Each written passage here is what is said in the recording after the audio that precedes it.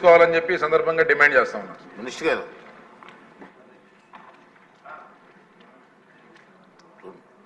Time please చెప్పండి మాట వాళ్ళు చెప్పండి మినిస్టర్ గారు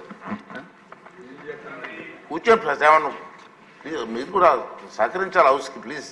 అధ్యక్ష రెండు మినిస్టర్ గారు అధ్యక్ష ఇప్పుడు తప్పకుండా అప్పుడు ఏలూరు సాంబశివరావు గారు అయితే క్వశ్చన్ వచ్చే అధ్యక్ష నక్కా ఆనందబాబు గారు, ముచ్చామల అశోక్ రెడ్డి గారు, ఏలూరు సాంబశివరావు గారు, తెనాలి శ్రావణ్ కుమార్ గారు ఈ క్వశ్చన్లు అడిగారు అధ్యక్ష.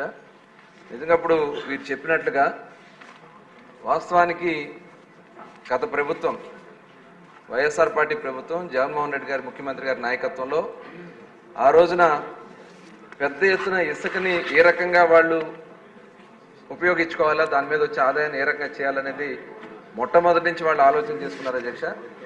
దానిలో భాగంగా దాదాపు 6 నెలల పైనే టోటల్ ఇసుకని అందుబాటులో లేకుండా చేయటం వల్ల చాలామంది ఎవరైతే భవన నిర్మాణ కార్మికులు కానీ అనేక మంది దాని మీద ఆధారపడినటువంటి దాదాపు 30-40 యాక్టివిటీస్ చేసుకున్న వాళ్ళు దాని మీద ఆధారపడ్డారు అధ్యక్ష.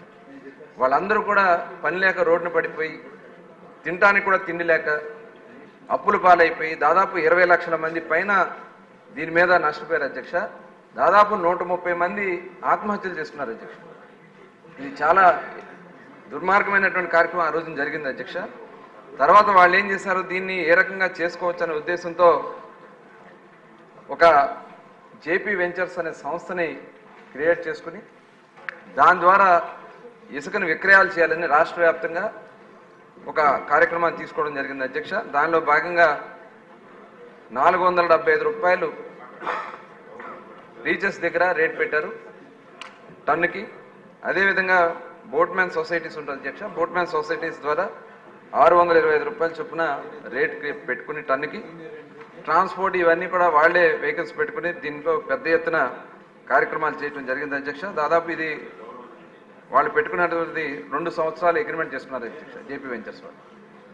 దాంట్లో గతంలో చేసినటువంటి ఎంతైతే జరిగిందో 2 కోట్లు సుమారుగా రిక్వైర్మెంట్ ఉంటుంది అధ్యక్ష. వాళ్ళే ఎస్టిమేషన్ వేసుకుంది. దాని ప్రకారం వాళ్ళు ప్రభుత్వానికి ఈ 3 ప్యాకేజీల నిమిత్తం 1528 కోట్ల రూపాయలు వాళ్ళు ప్రభుత్వానికి పే చేయాలి అధ్యక్ష. దాంతోపాటు యాక్చువల్గా ఇక్కడ అన్నీ కూడా లీజ్ పీరియడ్లు అయిపోయినాయి. తర్వాత కొన్ని ఈసీ పర్మిషన్స్ లేనివి, తర్వాత కొన్ని సొంత మిషన్స్ ఎక్కడైతే మనం మాన్యువల్గా వాడాల్సినవి ఇవన్నీ కూడా పట్టించుకోకుండా మిషనరీ పెట్టి హెవీ మిషనరీ పెట్టి వాళ్ళు ఇష్టం వచ్చినట్లు వాళ్ళు ఇసుకంతా కూడా తరలించుకున్నారు అధ్యక్ష. వాళ్ళు పీరియడ్ అయిపోయిన తర్వాత యాక్చువల్గా ఇది మే 23తో పీరియడ్ అయిపోయింది అధ్యక్ష వాళ్ళకి ఇచ్చినటువంటి అగ్రిమెంట్ ప్రకారం. తర్వాత ఇంకొక 6 నెలలు కూడా వాళ్ళు చేసుకున్నారు అధ్యక్ష 2023 వరకు.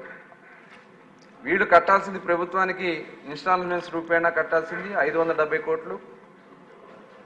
అదేవిధంగా డ్రెడ్జెడ్ శాండ్ కింద 39 కోట్లు.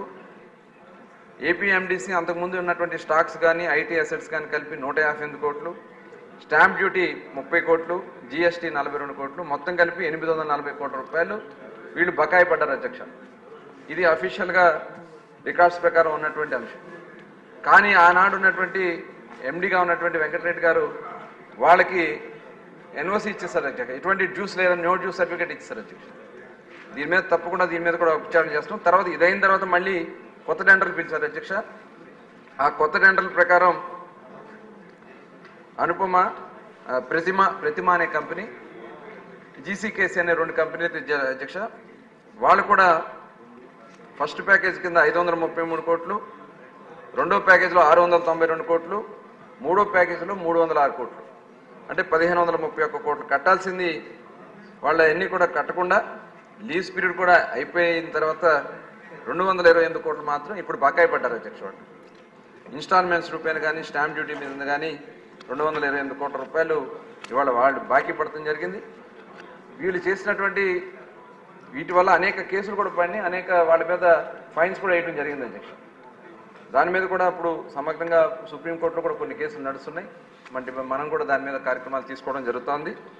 దీనికోసం కొన్ని కమిటీలు కూడా ఏర్పాటు చేసుకోవడం జరిగింది. తర్వాత ఎంత వీళ్ళు చేశారనే దానికోసం ఇప్పుడు ఎన్ఆర్ఎస్సి అండ్ ఏపీ శాఖ ద్వారా శాటిలైట్ ఇమేజెస్ తెప్పించుకుని వీళ్ళు ఎంత చేశారు, ఎంత ఇది జరిగిందని అదంతా కూడా జరుగుతుంది అధ్యక్ష. త్వరలోనే అవన్నీ కూడా బయటికి తీసుకున్న తర్వాత వాళ్ళ మీద సమగ్రంగా దీని మీద విచారణ కూడా జరుగుతోంది. సీరియస్గా దీని అయితే చాలా సీరియస్గా మనం కార్యక్రమాలు తీసుకోవడం జరుగుతుంది అధ్యక్ష. అయితే ఇప్పుడు ప్రజెంట్ ఇప్పుడు ఇసుక ఇబ్బంది రాకూడదని చెప్పి గౌరవ ముఖ్యమంత్రి చంద్రబాబు నాయుడు గారు గతంలో 2014-19లో కూడా ఉచితంగా ఇసుక ఇచ్చాం అధ్యక్ష. మళ్ళీ మన ప్రభుత్వం వచ్చిన వెంటనే ఉచితంగా ఇసుకోవాలని చెప్పి ముఖ్యమంత్రి గారు నిర్ణయించుకుని మొన్న జూలై 8వ తారీఖు నుంచి ఉచితంగా ఇసుకిస్తున్నాం అధ్యక్ష. ఇది ఇప్పుడు ఎందుకంటే ఇప్పుడు అవైలబిలిటీ కూడా మనకి మాన్సూన్ సీజన్ వచ్చింది. మాన్సూన్లో ఏంటంటే ఎన్జిటి దీని ప్రకారం రీచెస్లో శాండ్ ఇప్పుడు తీయకూడదు అధ్యక్ష. మన స్టాక్ పాయింట్స్ ఉన్నాయి. స్టాక్ పాయింట్స్ వచ్చి ఇప్పుడు స్టాక్ యార్డ్స్లో 82 స్టాక్ యార్డ్స్ని ఏర్పాటు చేశాం. అక్కడి నుంచి 43 లక్షల శాండ్ని అవైలబిలిటీ చేశాం. ఈ 3 నెలలకి మనకి కావాల్సింది సుమారుగా 1 కోటి టన్నులు మన రిక్వైర్మెంట్ ఉంటుంది అధ్యక్ష. ఆ 1 కోటి టన్నుల నిమిత్తం 43 లక్షలు ఏదైతే ఇప్పుడు స్టాక్ పాయింట్స్లో ఉన్నటువంటి అవైలబిలిటీ కాకుండా మనకి డీసిల్టేషన్ ద్వారా ఒక 70 లక్షల టన్నులు తీయాలని మనం పెట్టుకోవడం జరిగింది అధ్యక్ష. ఇది 1 కోటి టన్నులు మనం రెడీగా చేసుకున్నాం. అక్టోబర్ నుంచి అయితే పూర్తిగా అన్ని రీచెస్ తీస్తాం. ఇక్కడ కొద్దిగా ట్రాన్స్పోర్టేషన్స్లో కొన్ని ఇబ్బందులు ఉన్నాయి. దాన్ని కూడా ఎప్పటికప్పుడు పర్యవేక్షణ చేసుకుంటాం. ఖచ్చితంగా మన ఎయిమ్ ఏంటంటే ఎవరు వచ్చినా సరే అక్కడ వాళ్ళు ఉచితంగా ఇసుక తీసుకెళ్ళడానికి గౌరవ ముఖ్యమంత్రి గారి ఆదేశాల ప్రకారం అన్ని కూడా ఏర్పాట్లు చేసుకున్నాం అధ్యక్ష. ఎట్టి పరిస్థితుల్లో కూడా ఎవరైతే గత ప్రభుత్వంలో చేసిన అన్యాయాలు చేసినటువంటి ప్రతిమ కానీ జేసీకేసీ కానీ ఈ జేపీ సంస్థలు కానీ ఎట్టి పరిస్థితుల్లో తప్పించుకోలేరని కఠినమైనటువంటి దాని మీద ఎంక్వైరీలు చేసి ఫిక్స్ చేస్తాను కూడా తెలియజేస్తాను. మంత్రి గారు ఇప్పుడు సభ్యులు మాట్లాడింది ఆరోపణలు కాదు, వాస్తవాలు. దీనిపైన మీరు చాలా కఠినంగా ఎంక్వైరీ చేసి శిక్షించవలసిన అవసరం ఉంది. ప్రభుత్వం తాలూకు ఖజానాన్ని కాపాడవలసిన అవసరం కూడా ఉంది. Please time please.